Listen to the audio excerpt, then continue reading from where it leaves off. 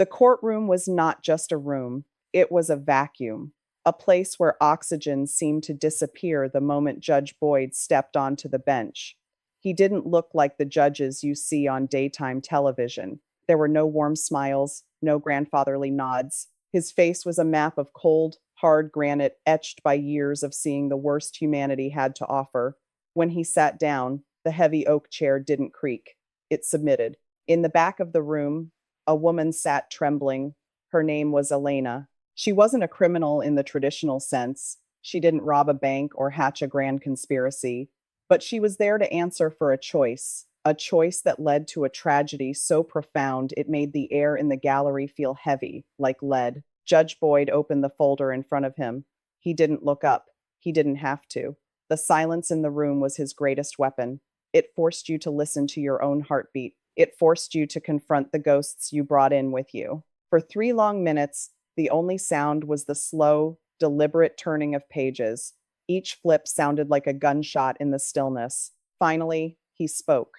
His voice wasn't loud, but it had a frequency that vibrated in your bones. It was the voice of a man who dealt in the currency of absolute truth. Elena Vance, he said, his eyes still fixed on the documents. The charge is negligence, but the reality is far more expensive than a legal definition, isn't it? Elena stood up. Her legs were like water. She gripped the wooden railing until her knuckles turned the color of bone. Your Honor, she whispered, her voice cracking like dry parchment. I lost my child because of this. I have already paid the ultimate price. Isn't that enough? Haven't I suffered enough? The gallery held its breath. This was the moment where most judges would soften. This was where the Frank Caprio style of mercy would usually kick in, a sympathetic look, a gentle word about the pain of a mother. The audience expected a hand to be reached out in comfort, but Judge Boyd was not most judges. He slowly closed the folder. He leaned forward, the light catching the silver at his temples, making him look like an ancient inquisitor. He didn't offer a tissue. He didn't offer a nod of empathy. Instead, he stared directly into Elena's eyes with a gaze so piercing it felt like he was reading the secrets hidden in her DNA. You say you lost your child, Boyd said, his voice dropping an octave, becoming dangerously smooth. You say you've paid the price. But in this courtroom, Elena, pain is not a get out of jail free card. Suffering does not erase the truth. In fact, sometimes, suffering is the only thing that finally makes the truth visible. He paused, letting the weight of those words crush the lingering hope in the room. You want me to look at your tears, he continued, his tone turning ice cold.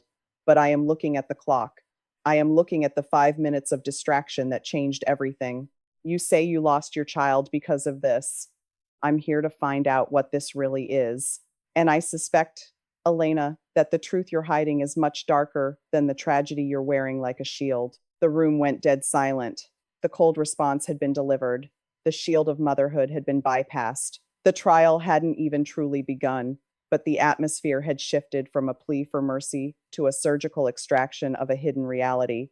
Elena gasped, her hand flying to her mouth. She looked around the room, searching for a sympathetic face, but everyone was frozen, mesmerized by the sheer, unyielding authority of the man on the bench. They weren't watching a trial anymore. They were watching a dismantling. Now, Judge Boyd said, reaching for his gavel, but not yet striking it. Tell me about the phone call, the one you said never happened, because if we are going to talk about loss, we are going to talk about what was traded for that loss. The silence in the courtroom was no longer an anticipation, it was a wait. Judge Boyd remained perfectly still, his eyes like twin lasers cutting through the layers of makeup and the tears streaming down Elena's face. He was in no hurry. Those who wield true power never are. They simply let the guilt consume the other person from the inside out. The phone call, Elena, Judge Boyd repeated, his voice calm yet terrifying, like a scalpel sliding across glass. The network records show that your phone was active for 14 consecutive minutes. It started at 2:14 p.m. That is the exact window of time you told the police you were struggling to save your child from the water. Elena trembled, her lips turning a faint shade of blue.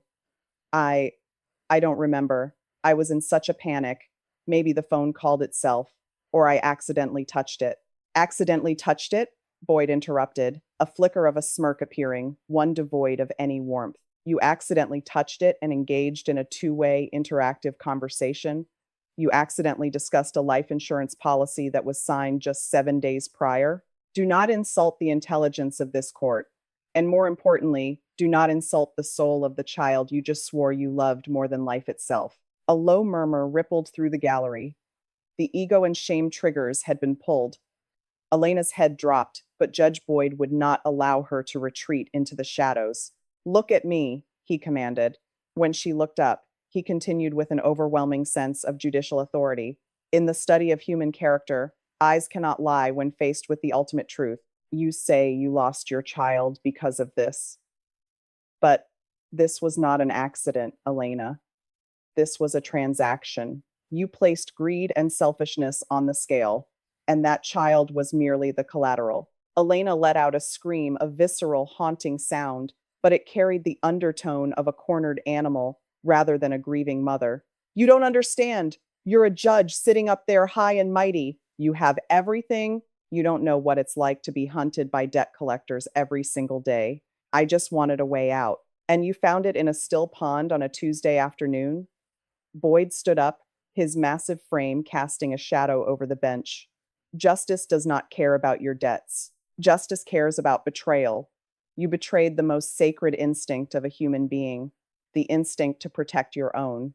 You stood there, watching the clock tick, calculating the payout, while your child's lungs filled with water. That is not pain, Elena. That is a business deal. At this moment, the storytelling structure shifted completely from the tragedy of a mother to the crime of a cold-blooded predator. Judge Boyd had stripped away the facade by using technical evidence to shatter emotional manipulation. Now, Boyd said, reaching for a different folder, this one bound in a striking red. Let's talk about the man on the other end of that line, the one you called Honey, the one who, according to my records, happens to be the insurance agent who helped you fast-track that policy. It seems this courtroom is about to get a lot more crowded. The look in Judge Boyd's eyes was no longer just about punishment. It was pure, unadulterated contempt for someone who used the mask of motherhood to hide a monstrous act. Truth, Boyd whispered, yet the entire room heard him. Truth is like light. It doesn't care if you are blind. It will still burn. The atmosphere in the courtroom shifted from cold to suffocating. Judge Boyd didn't just sit. He loomed, even from a seated position. He picked up a gold-rimmed fountain pen and tapped it twice on the mahogany bench, a rhythmic, hypnotic sound that seemed to count down the seconds of Elena's remaining composure. You mentioned debt, Elena, Boyd began, his voice laced with a sophisticated disdain. You spoke of being hunted. It's a compelling narrative the desperate mother pushed to the edge by the cruel machinery of capitalism. It plays well on social media. It might even win you a few sympathizers in a different court. But here, we look at the architecture of that debt. He leaned over the bench, his eyes narrowing. You weren't hunted by faceless corporations. You were funding a lifestyle of pure, unadulterated vanity. The designer bags, the high-end lease, the trips to the coast, all documented on your private profiles while your child's school tuition remained unpaid for 6 months. You didn't lose your child because of this poverty. You sacrificed your child to maintain a facade of prestige. Elena opened her mouth to protest, but the words died in her throat as a man in a sharp, gray suit was escorted into the front row by a court officer. This was Marcus, the insurance agent. His eyes darted around the room, avoiding everyone, especially Elena. Mr. Marcus, Boyd called out, his voice sharp as a razor. You look uncomfortable. Is it the air conditioning, or is it the weight of the document you signed at 10 p.m. last Monday, the one that bypassed the standard 30-day waiting period for a life insurance payout on a minor? The gallery erupted in a collective gasp. This was the pivot point in the storytelling. The narrative had evolved from a tragic accident into a calculated, multi-person conspiracy. In the world of justice, Boyd continued, ignoring the noise, there are no coincidences. There are only patterns that people think they are too clever to get caught in.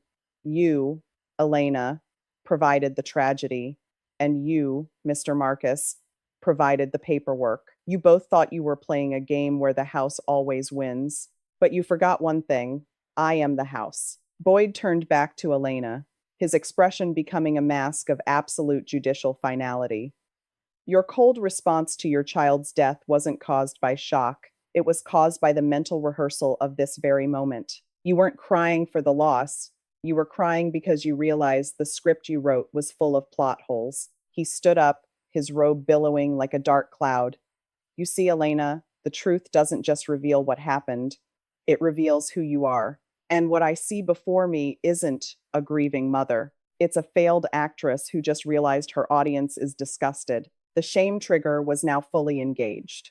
Elena collapsed into her chair, her hands covering her face, not in grief, but in the total realization that her symmetry of lies had been dismantled by a man who saw through people for a living. We are going to take a 15-minute recess, Boyd announced, the gavel finally hovering an inch above the wood, during which time the district attorney will review the perjury charges I am about to recommend. When we return, we won't be talking about this tragedy anymore.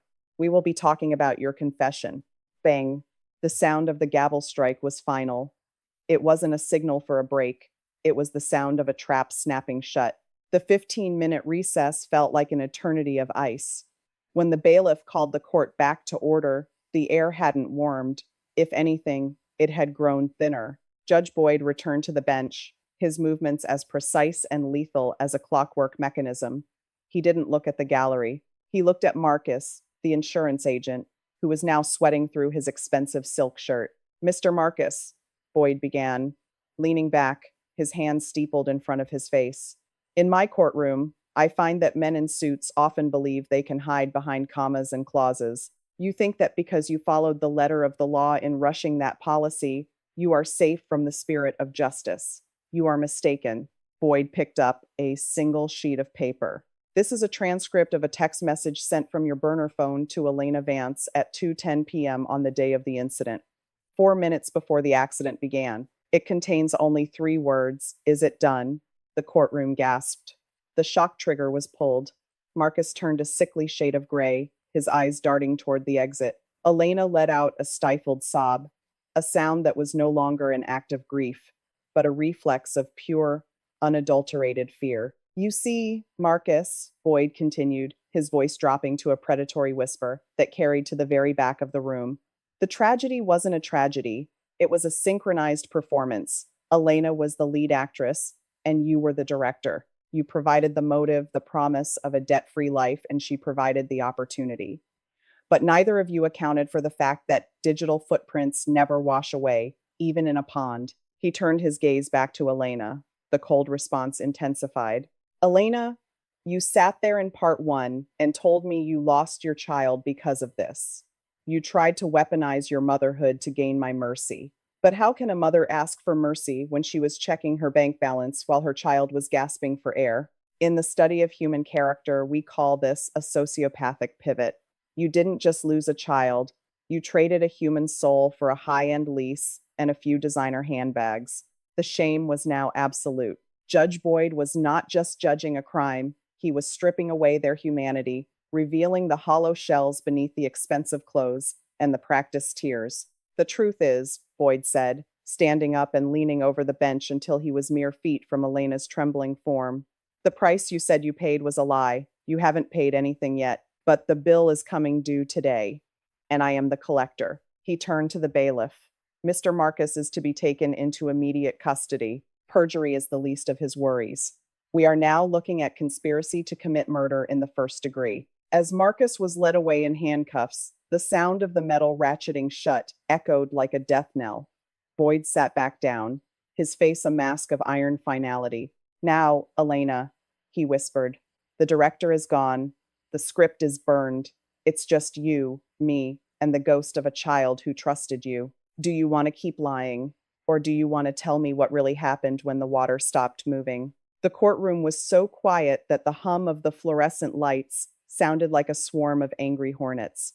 Judge Boyd didn't move. He sat perfectly still, his silhouette framed by the great seal of the state, appearing less like a man and more like a monument to an unforgiving truth. He let Elena's heavy breathing fill the space, the sound of a lung-crushing anxiety. "You're waiting for me to yell, aren't you, Elena?" Boyd asked, his voice a low, melodic rumble. "You're waiting for the theatrical anger you see in the movies. But anger is a hot emotion. It's messy. It's human. What I feel right now, what I am looking at, is something much colder." He leaned forward, resting his elbows on the bench. "I've spent 30 years studying the faces of tragedy. I know the look of a mother who has lost her world. Their eyes are hollow, Elena. They aren't looking at the cameras. They aren't checking to see if the lighting is right for their testimony. Your eyes? Your eyes are busy. They are calculating the room. They are looking for an exit that doesn't exist." The shame trigger hit the mark. Elena's hand shook so violently she had to sit on them. Boyd was stripping away her last defense, her identity as a victim. "Let's look at the this you mentioned in part one," Boyd continued, his tone clinical. "You said, 'I lost my child because of this.' Let's talk about the physical reality of this. 5 minutes. That's how long it takes for the brain to shut down without oxygen. You were on the phone for 14 minutes. That means for 9 minutes, 9 full minutes, you were talking about premium increases and payout structures, while the only person who ever loved you unconditionally was waiting for a hand that never came." The gallery was frozen. Even the court reporter's fingers stopped moving. The pain avoidance mechanism in Elena's brain was failing. She couldn't look away from the picture Boyd was painting with his words. In the study of human character, Boyd's voice grew even colder. "We find that the most dangerous people aren't those who kill in a rage. They are those who kill through omission. You didn't push. You just didn't pull. You stood on the shore of your own soul and watched your future drown so you could pay off a credit card bill. You didn't lose a child, Elena. You murdered a legacy." Elena let out a low, guttural moan. It wasn't a cry. It was the sound of a spirit breaking. The cold response from the bench had finally bypassed the self-preservation wall. "The truth is revealed now," Boyd said, standing up to his full height, his robes casting a long shadow across the defense table. "The price isn't the money you won't get. The price is that for the rest of your life, every time you close your eyes, you won't see the designer bags. You won't see the coast. You will see the silence of that water. And you will realize that the only thing this ever was you." He signaled to the bailiff, "Bring the transcript of her private messages with Marcus from the morning of the 14th. I want the part where she asks about the double indemnity clause.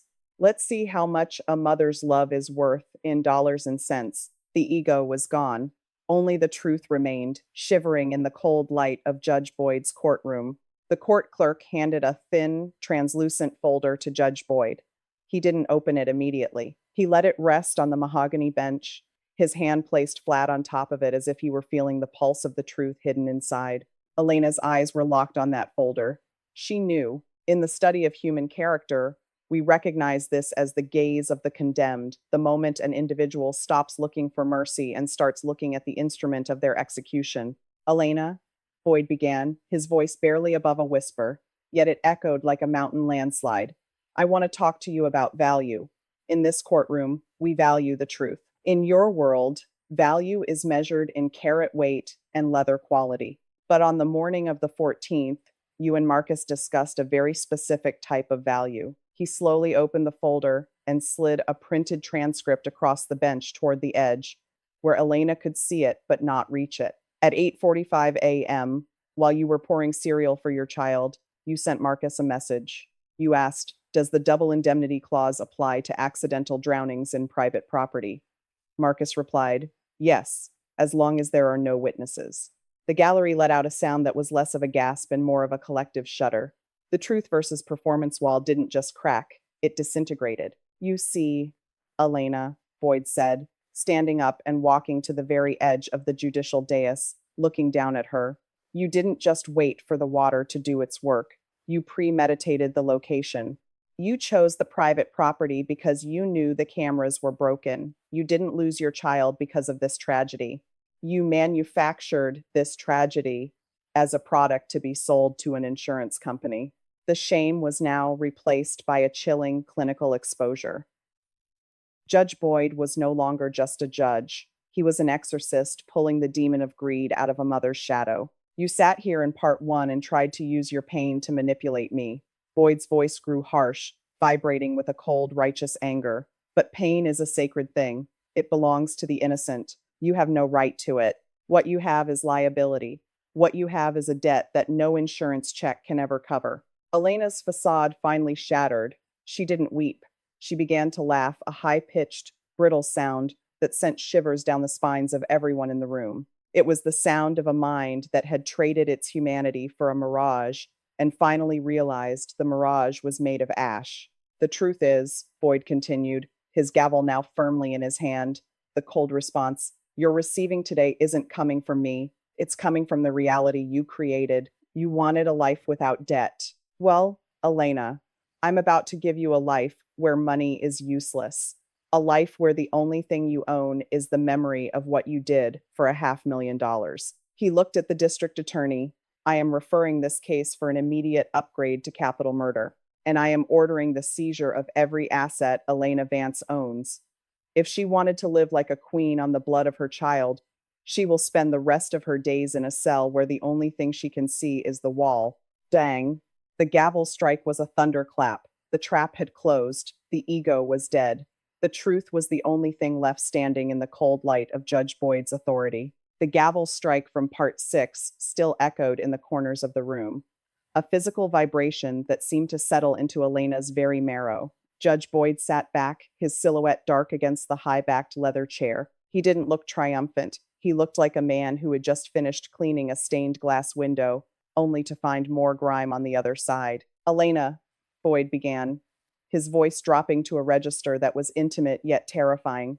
In the study of human character, we find that loyalty is a luxury for the innocent.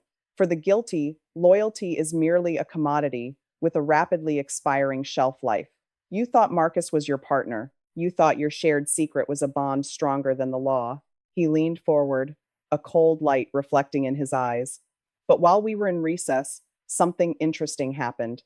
Mr. Marcus realized that the double indemnity clause doesn't cover a life sentence for capital murder. He realized that the only thing more expensive than your debt was your company. He didn't just break, he disintegrated. Boyd picked up a small digital recorder from the bench and pressed play. Marcus's voice filled the room, shaky, desperate, and stripped of all its previous professional polish. It was her idea, the recording hissed. She told me the kid was a burden. She said she needed the payout to start over. I just handled the paperwork. I didn't think she'd actually do it. I told her the double indemnity was the goal. I didn't know she was already counting the minutes. The gallery was a tomb. Elena didn't scream this time. She didn't laugh. She simply stared at the recorder as if it were a venomous snake. The betrayal trigger was now fully engaged. The person she had trusted to help her escape the debt had become the person who locked the door from the outside. You see, Elena, Boyd continued, his voice as sharp as a winter frost. When you build a house out of lies, you shouldn't be surprised when the architect burns it down to save himself. Marcus didn't love you. He loved the commission. And now, he's trading your life for a plea deal that will keep him out of the needle's reach. The cold response intensified as Boyd stood up, walking to the very edge of the dais, looking down at the woman who had traded her soul for a handbag. You told me in part 1 that you lost your child because of this. You were right, in a way. You lost your child because of this hollow, shallow vacuum you call a life. You traded the only heartbeat that ever sounded like yours for the approval of people on the internet who don't even know your name. He looked at the court officers. The district attorney has the full confession.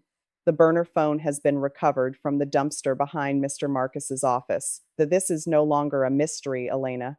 It is a conviction. Boyd's face became a mask of absolute judicial finality. The truth isn't just out, Elena. It is breathing down your neck. You wanted to be a victim? Congratulations. You are now the victim of your own choices. And in my court, that is the only kind of victim that receives no mercy. He turned his back on her, a gesture of total dismissal that hit harder than any sentence. Prepare the final sentencing documents. We are done with the performance. Now, we deal with the ghost. The courtroom had reached its thermal limit. The coldness was no longer a sensation, it was a physical weight. Judge Boyd stood up for the final time. He didn't look at the lawyers. He didn't look at the cameras. He looked directly at Elena, who was now a collapsed heap of expensive fabric and broken pride. Elena Vance, Boyd began, his voice dropping to a whisper that commanded more attention than a shout. You came into this court today, wrapped in the tragedy of a mother. You expected me to see the tears you spent all morning practicing. You expected me to be another person you could manipulate with a well-timed sob and a mention of your loss. He stepped down from the dais, walking slowly toward the defense table until only the wooden railing separated the ultimate authority from the ultimate betrayer. But you didn't lose a child, Elena. You discarded one. You looked at a life of debt and a life of designer status, and you decided that your own flesh and blood was the currency required to bridge the gap. In the study of human character, this is not a mistake. It is an evacuation of the soul. He paused, letting the silence settle like ash. I cannot bring back what you traded, Boyd continued, his eyes as hard as flint. But I can ensure that this you referred to in part one, the choice you made becomes the very walls of your existence. You wanted to be free from debt? Fine. In prison, you will have no bills. You will have no luxury leases. You will have no social media profiles to curate. You will have nothing but the sound of water in your ears and the memory of a child who called you mom until the very moment you stopped listening. Boyd turned back to the bench, picking up his gavel. His face was a mask of iron finality. The sentence of this court is life without the possibility of parole. You will be transported immediately to a maximum security facility, and I am adding a special provision. Every year, on the anniversary of this day, you will be placed in solitary confinement to reflect, to remember, to realize that $500,000 is a very small price to pay for your own eternity in hell. Bang. The final gavel strike didn't just end the trial. It felt like it severed a cord. The closing was absolute. Take her away, Boyd said, his back already turned as he began to gather his folders. He didn't watch her as she was dragged out, screaming now, the performance finally replaced by the raw, animalistic terror of a predator who realized the trap was permanent. As the room cleared, Judge Boyd remained at the bench for a moment longer. He looked at the empty chair where Elena had sat. Then he looked at the camera, the one through which millions of people were watching, searching for a sign that the world still had a moral compass. Justice is not a feeling, Boyd whispered to the lens. It is a balance. And today, the scales are finally level. But don't sleep too soundly tonight, because the truth is always watching, and it never forgets a debt. He blew out a single breath, the light in the courtroom dimming as he walked into the shadows of his chambers.